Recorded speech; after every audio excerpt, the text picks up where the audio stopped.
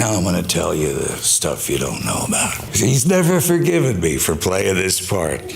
But my contact with him first was not as an actor. Robert Redford was undeniably one of Hollywood's greatest actors. When news broke of his passing in September 2025, the world paused. Tributes poured in, clips of classic westerns, emotional posts, and heartfelt words from fellow actors. But amid the grief, another story began to surface. One involving Jack Nicholson, the other legendary star of the 1970s. Though both men defined an era, they rarely appeared together on screen. Hollywood gossip has long hinted at friction, missed roles, subtle slights, and a rivalry rooted in ego and class differences. Why didn't these two icons ever truly connect? And what did Jack Nicholson say about Redford that left fans speechless? The answer sheds light on one of Hollywood's most intriguing, unresolved dynamics.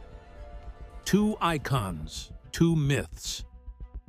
Hollywood in the 1960s and 70s was nothing like it is now. Back then, the entertainment scene was undergoing a generational earthquake. The old studio system that had controlled stars' images and careers was crumbling, and in its place was a new class of actors who demanded more artistic freedom and also came to symbolize a shift in American culture. At the forefront of this transformation stood Jack Nicholson and Robert Redford, two men whose talent, charisma, and distinctive screen personas made them enduring legends. Yet while both achieved superstardom, they embodied radically different archetypes, and those differences shaped how the public perceived them and how the industry positioned them against each other. Robert was, for many, the quintessential golden boy. With his clean-cut good looks, sandy blonde hair, and all-American smile, he was born to play heroes of integrity and charm. His rise to fame in the late 1960s with films like 1967's Barefoot in the Park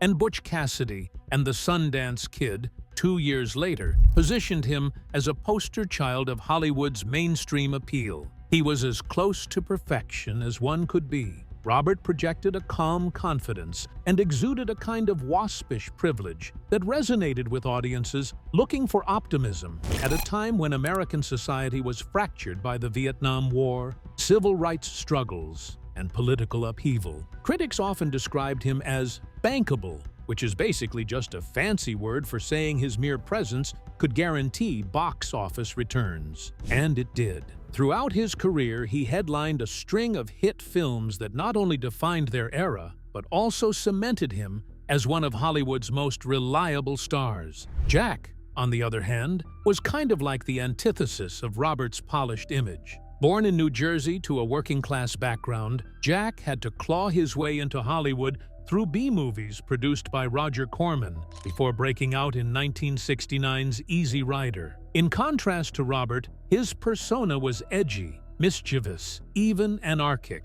However, armed with his trademark grin and the sense that he might explode into chaos at any moment, Jack soon became a symbol of counterculture rebellion. He wasn't the safe, idealized vision of American masculinity. He was dangerous, unpredictable, and exhilarating. When 1970's Five Easy Pieces and 70's Fives One Flew Over the Cuckoo's Nest hit, he didn't just become a star. He became the voice of a restless generation, challenging authority and exposing the cracks in America's institutions. Placed side by side, both men looked like mirror opposites. One embodied order, the other rebellion. One represented a polished exterior, the other a rough, unfiltered energy. Although they found their big breaks in tandem, their careers unfolded in parallel, especially as they often competed for the same cultural oxygen. In the 70s, Jack's string of critically acclaimed performances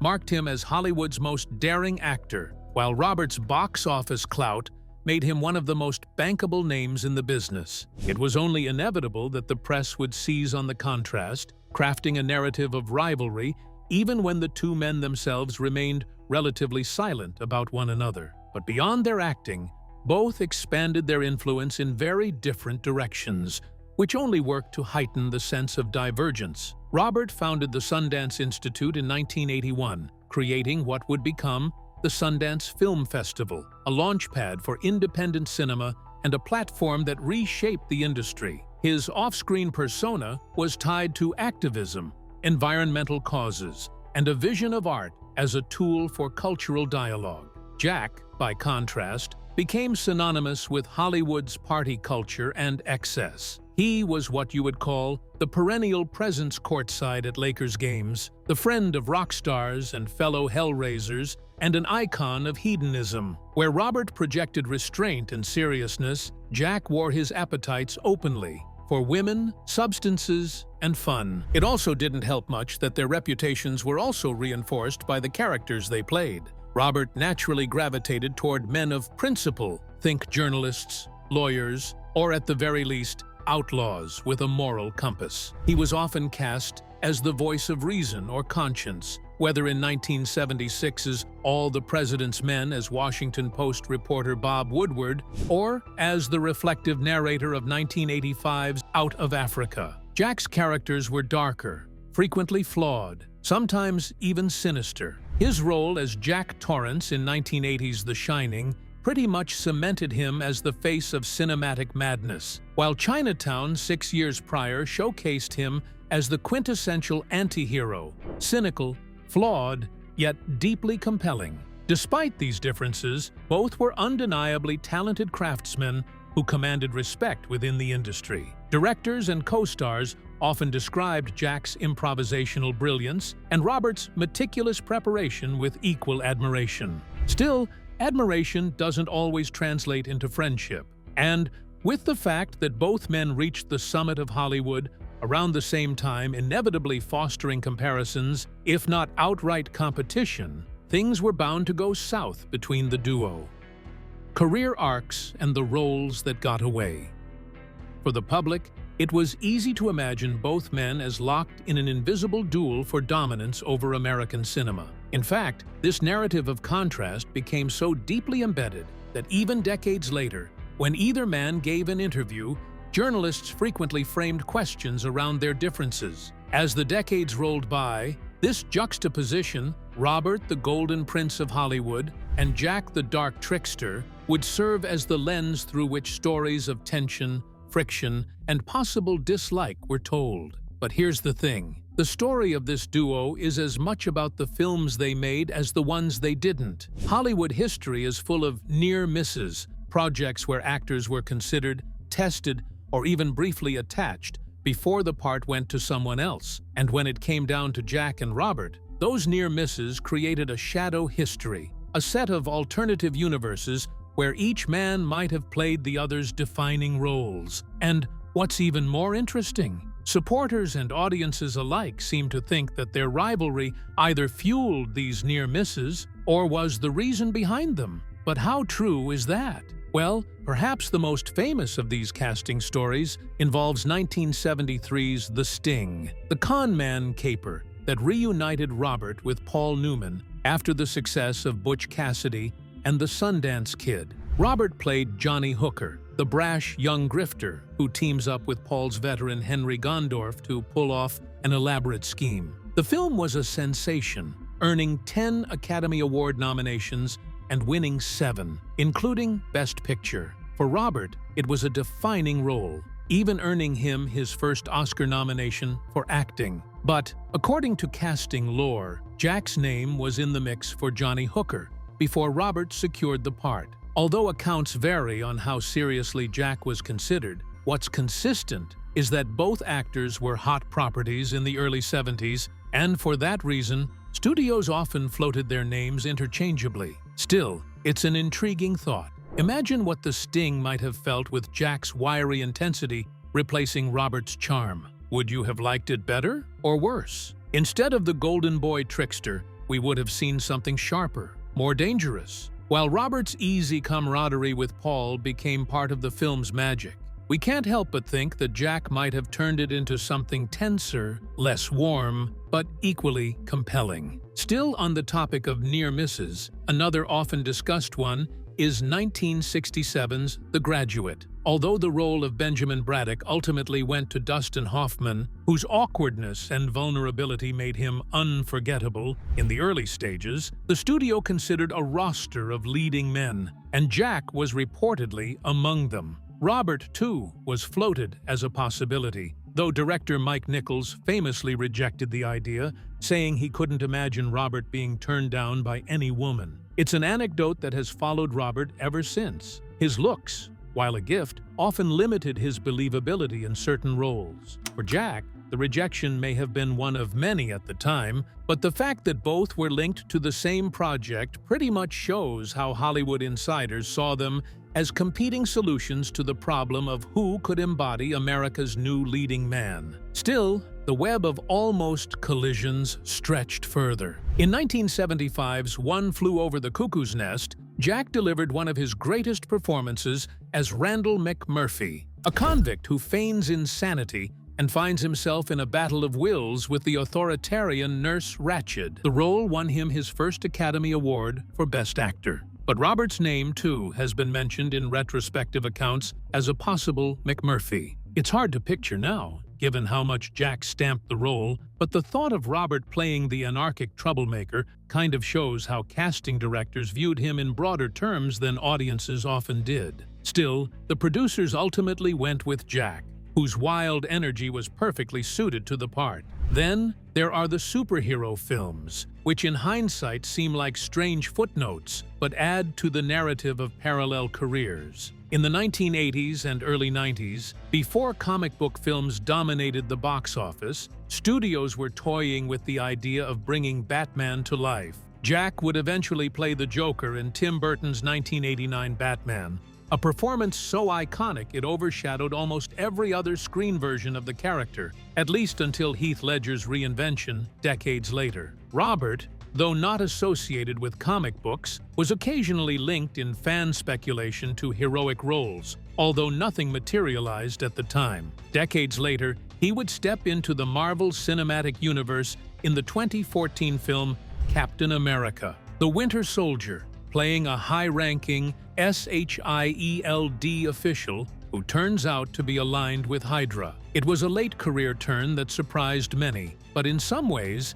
it showed that even Robert was not immune to the gravitational pull of blockbuster franchises, ground Jack had walked years earlier. Even in the projects they didn't share, their divergent instincts reinforced the narrative that they were two halves of a cultural coin. The truth, of course, is more complex. Hollywood careers are built on 1,000 contingencies, agents' negotiations, scheduling conflicts, directors' whims. Yet when those contingencies repeatedly placed the duo side by side on lists of considered actors, it created the impression of constant competition. And in Hollywood, impressions can be as powerful as reality. Okay, so we've seen how their careers kept crossing paths. But here's the real question everyone wants to know. Why did these two actually not get along?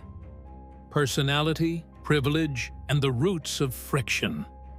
When people talk about Robert and Jack, they don't just talk about their movies, they talk about their personalities. That said, the myth of their dislike for one another is rooted less in public spats than in the sense that they represented two fundamentally different worlds, and that those worlds never quite reconciled. Where Robert's aura suggested polish, order, and restraint, Jack exuded volatility, hunger, and rebellion. Those contrasts fueled gossip, fed rivalry narratives, and gave Hollywood chroniclers a ready-made story of two icons trapped in an unspoken opposition. Robert's background also kind of played into his myth. Born in Santa Monica to a modest family, he nonetheless carried himself with the ease of someone who seemed destined to succeed.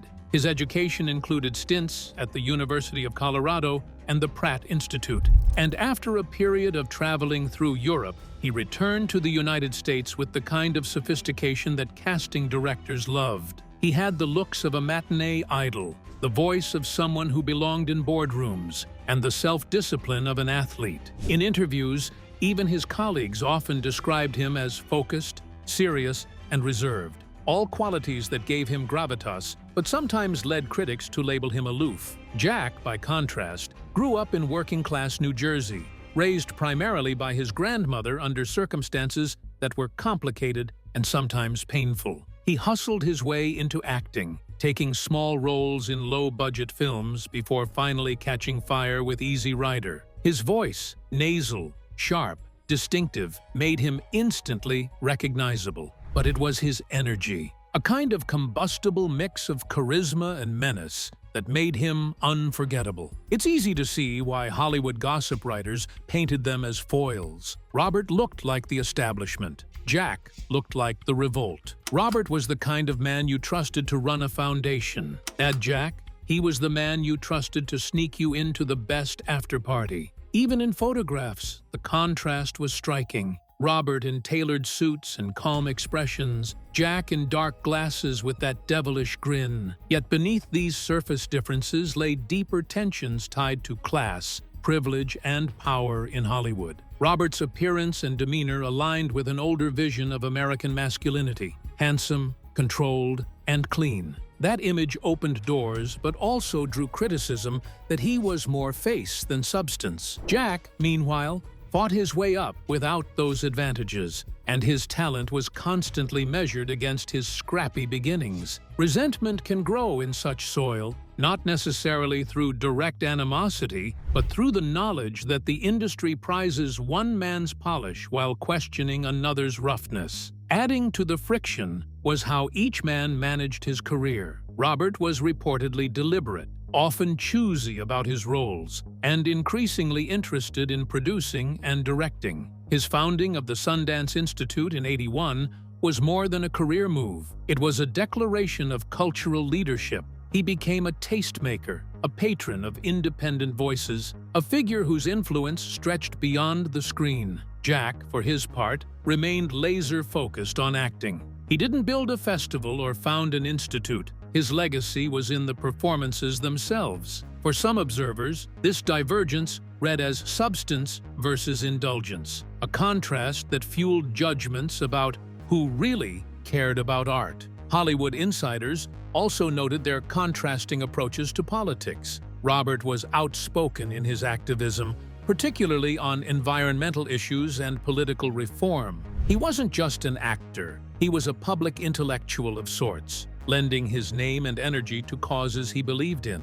Jack, while no stranger to countercultural sympathies, generally avoided public campaigns, preferring to let his roles or his personal excesses do the talking. And in a town where politics and entertainment are often inseparable, this difference in visibility gave Robert the aura of moral seriousness and left Jack typecast as Hollywood's jester king. All of this created fertile ground for speculation about dislike. Did Jack resent Robert's privilege? Did Robert quietly disapprove of Jack's antics? Did they even know each other? Well, yes. Anyways, the record is murky. While they did know each other and were aware of the comparisons, neither man publicly aired grievances. But silence is its own kind of canvas, and gossip soon filled in the blanks. Stories began to circulate of industry events where they ignored each other, or of directors who favored one's discipline over the other's intensity. Whether these stories were accurate or exaggerated hardly mattered, since they fit the narrative, and the narrative had a life of its own. Then there's also the matter of ego, which in Hollywood is both currency and liability. Jack was known for dominating rooms, for the kind of charisma that demanded attention. Robert, although quieter, was no less confident. He commanded respect by projecting integrity. And when you put two such figures in proximity, sparks are inevitable.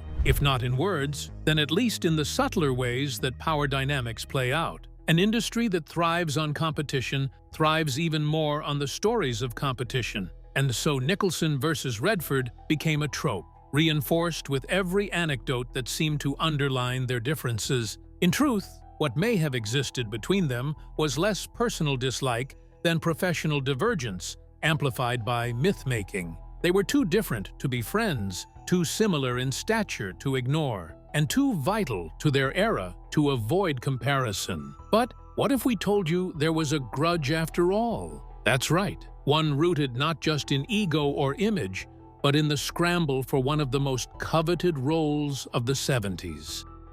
The Gatsby grudge. For Jack, Hollywood was never just about roles. It was about the right role, the kind of character that could define an era, one whose complexity matched his hunger as an actor. And in the early 70s, that role for him was Jay Gatsby. Jack had spent years nurturing his own dream project, a film adaptation of Saul Bellows' novel Henderson the Rain King. He held the rights, he wanted the part, but time after time, the project stalled in development limbo. No studio seemed willing to commit the resources to bring it to life. Still, Jack's hunger for a grand literary role never faded. Then came the news in 1974. Francis Ford Coppola had been tapped to adapt F. Scott Fitzgerald's The Great Gatsby for the big screen. It was exactly the kind of project Jack had envisioned for himself. Grand, symbolic, drenched in the kind of yearning and tragedy he loved to portray. Suddenly, the dream he couldn't finance was about to come alive, only without him. At first, Marlon Brando was in the conversation to play Gatsby, but his salary demands quickly took him off the table. That's when Robert swooped in. Already one of Hollywood's golden boys, thanks to Butch Cassidy and the Sundance Kid and The Sting, Robert began actively campaigning for the role. His all-American looks, clean-cut image, and undeniable star power made him a safe choice for the studios. In the end, the part was his. For Jack, it was reportedly a crushing blow, and he certainly wasn't shy about his bitterness. In a 1976 interview with the New York Times, Jack openly compared himself to Robert, saying, "I think I was righter than Bob Redford. He looks like a privileged person. He would not worry about chopping his way up. He would not worry about being well-groomed. I don't have as much of a problem as I did. Gatsby's been hung on me since I was 20. The sting was obvious." For Jack,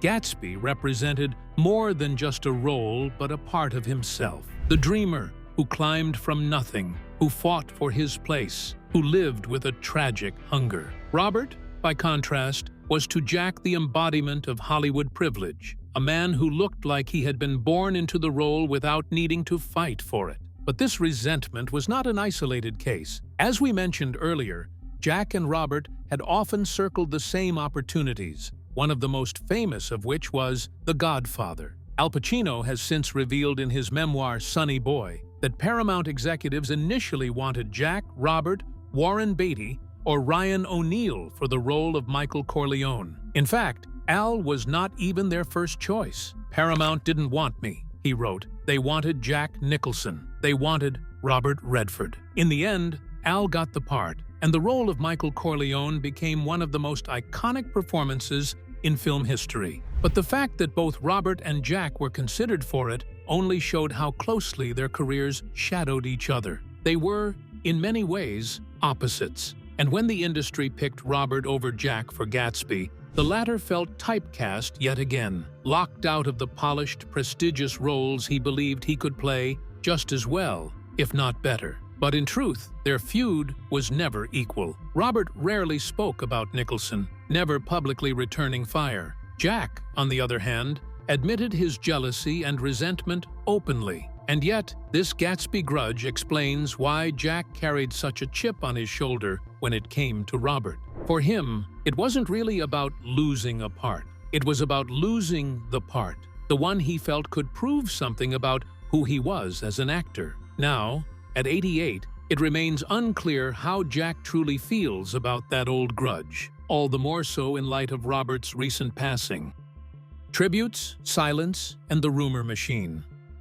On September 16, 2025, Robert passed away peacefully in his sleep at his home in Sundance, Utah. He was 89 years old. His death was confirmed by his publicist, and within hours the news spread through mainstream outlets. AP, Variety, The Guardian, The Hollywood Reporter among them. Almost immediately, tributes poured in. Jane Fonda, longtime co-star and friend, said she can't stop crying and called Robert a beautiful person in every way. Meryl Streep offered perhaps the soundbite that resonated one of the lions has passed. Rest in peace, my lovely friend Barbara Streisand remembered their work together in The Way We Were, lauding Robert's charisma, intelligence, and calling him one of the finest actors ever. Other tributes came from Leonardo DiCaprio, Mark Ruffalo, Ron Howard, Scarlett Johansson, and many more actors, filmmakers, and public figures acknowledging Robert's impact, both on screen and off. His legacy was repeatedly invoked in tributes: his founding of Sundance Institute and the festival, his advocacy for independent film and environmental causes, the moral weight of many of his roles, with observers noting not just what he did, but how he did it, with an apparent humility, respect for craft, and belief in cinema's power. But what about Jack? Amid the flood of public responses, his name was notably not tied to any verified tribute or comment. On its own, such silence might mean little. Many actors and filmmakers do not comment immediately, if at all. Grief is often private, and public words can feel forced or performative. But in Jack's case, the silence carried extra weight considering their history, especially since the media had framed them as foils for decades: the brooding rebel versus the golden boy, the streetwise outsider versus the privileged person. Naturally, with Jack's silence came a story brewed from the absence. Although it's important to note that silence does not equal hostility, meaning a lack of public comment is not proof that Jack continued to harbor resentment. Truth is, it doesn't tell us what he thought of Robert in private or whether he mourned him personally. What it does do, however, is create a vacuum. And in today's media environment, vacuums rarely stay empty for long. Speculation quickly rushed in to fill the gap. Some fans and commentators suggested Jack's silence was a reflection of lingering bitterness. Others argued that Jack, long retired from public life, simply did not feel the need to perform grief on command. A third perspective framed it as respect. Perhaps Jack preferred to keep his memories private rather than add to the noise of public mourning. Whatever his reason to remain quiet is, we might never know. That's the tricky thing about celebrity silence. It becomes a canvas. People project onto it what they already believe. If you see Jack as envious of Robert, his silence confirms the grudge. If you see him as a private, reclusive elder statesman, his silence feels dignified. If you see him as a contrarian, it fits too. Silence, in other words, becomes endlessly interpretable. But what's even more interesting, or what some might even call one of the strangest details in the Nicholson-Redford saga, is that they never actually worked together. Shocking, isn't it? For two men who defined American cinema in the 70s, the fact that their names never appeared side by side on a marquee is, to a lot of people, more than a quirk. It's almost a statement. Hollywood has always thrived on event pairings. Think of Paul and Robert in Butch Cassidy and The Sundance Kid, a combination that created lightning in a bottle. Or later, Al Pacino and Robert De Niro finally shared the screen in Heat, a union that carried decades of anticipation. Studios loved the chemistry and marketability of putting giants together, and audiences flocked to watch the sparks fly.